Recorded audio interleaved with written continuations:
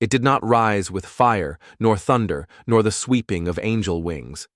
The ark returned to the surface like a memory completing itself. Drawn upward by quantum buoyancy systems rediscovered within the CLIT framework and repaired through resonance, the Apocalypto broke the surface of the marsh shell with the quiet grace of a sleeping giant waking for the second time.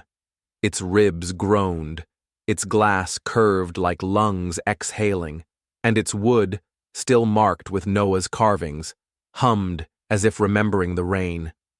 This was not the broken ark left behind. This was the ark as it was meant to be. The rise of the ark was both physical and dimensional.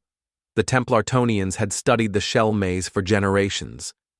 With the surviving resonance tubes, repaired, interwoven, and encoded with tree sap, they built ballast nodes and bubble chambers that allowed the entire structure to submerge and surface at will, shifting its weight in quantum-neutral pulses. Above water, the Apocalypto appeared as a gleaming fusion of timber, vine glass, and orbital geometry. Below, it transformed. Corridors extended, light spirals activated, and new rooms aligned depending on which resonance code the pilot triggered. They called it the true form of the ark, and in its hollows, they found more than shelter.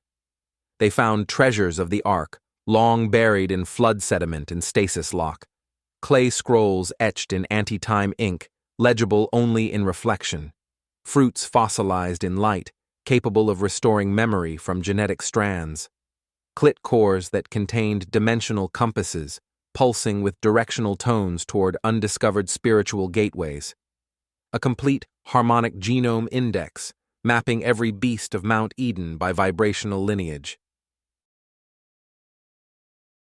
arcofalignments.com. Watch the whole series for free there right now.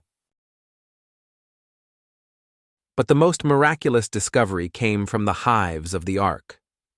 At the heart of the Apocalypto, nested between the ark stone generator and the descending maze pillar, were living resonance hives, hexagonal chambers where light bees spun coils of frequency silk across walls inscribed with the Lord's early voice.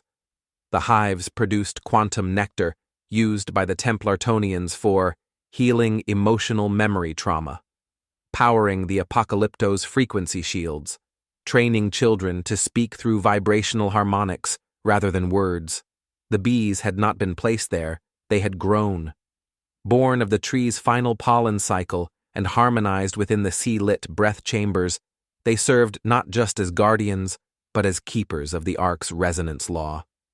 And when the Templartonians completed the final loop in the hull's resonance path, a soft glow lit the command bridge. The ark spoke, not aloud, but in harmony. This is how it should have looked. The Apocalypto had risen, not just from the waters of Mount Eden, but from the incomplete vision of Noah's time. A temple, a submersible city, a resonance archive, and a miracle reborn through obedience, memory, and innovation.